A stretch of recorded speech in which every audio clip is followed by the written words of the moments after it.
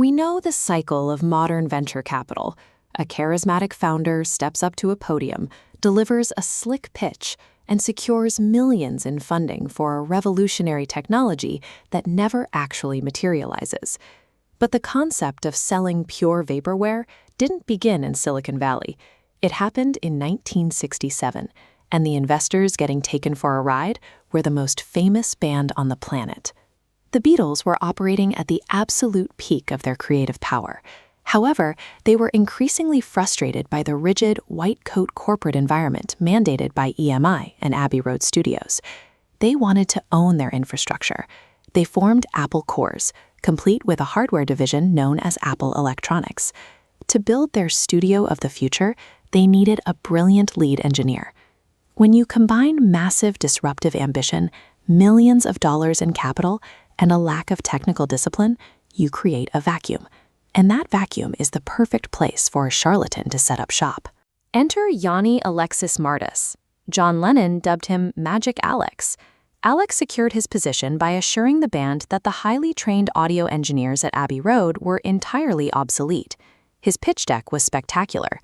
At the time, the recording industry standard was a 4-track machine, meaning you could only record 4 individual audio tracks before you had to start mixing them down together.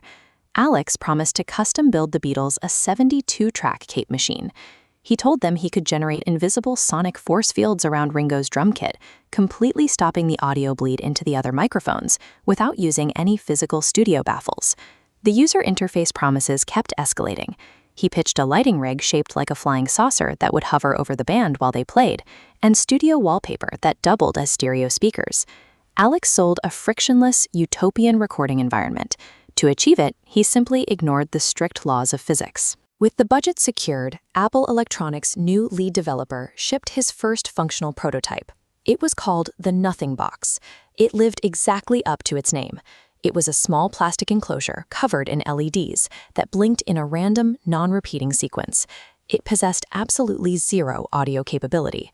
But John Lennon, who was consuming massive quantities of LSD during this period, would stare at the blinking lights for hours. He declared his new engineer a genius. A mesmerizing front-end interface, even one made of cheap plastic, is often enough to mask a complete lack of back-end engineering from your investors. The illusion survived right up until deployment. In 1969, the Beatles walked into their brand-new, heavily funded Apple studio in the basement of Savile Row to record the Let It Be album. The system instantly crashed. The promised 72-track recording machine was nowhere to be found. Instead, Alex had quietly purchased a standard 16-track unit from Germany. The mixing console was literally a piece of scrap wood with faders haphazardly bolted onto it. He had failed to properly ground the equipment, and he hadn't installed an oscilloscope, a basic, mandatory tool for monitoring audio signal levels. The custom HVAC system he installed was so loud that the microphones picked up a constant roaring hum. To capture clean audio, the band had to record in a freezing basement with the heating completely shut off. This diagram shows the ultimate infrastructure failure. The studio was missing a patch bay. A patch bay is the central hub required to route cables from the live microphones to the tape machine. Without it, there was no physical way for the audio signal to reach the recorder. Charisma can bluff through a pitch meeting. It cannot negotiate with the unforgiving realities of physical infrastructure. Magic Alex had tried to ignore the laws of physics, and physics won. To salvage the project, the band had to make the ultimate walk of shame. They called their old EMI producer, George Martin, effectively begging him for emergency IT support. Martin borrowed 2 portable 4-track machines and a proper mixing desk just to get the system online. The album was recorded using functional, proven hardware, relying on a chaotic web of actual cables and microphones. When the Beatles actually broke technical ground, inventing artificial double tracking or splicing physical tape loops, they did it alongside disciplined autodidacts. True innovators understand the strict limitations of their hardware and cleverly hack those constraints to get a new result. Charlatans simply lie and pretend the constraints don't exist.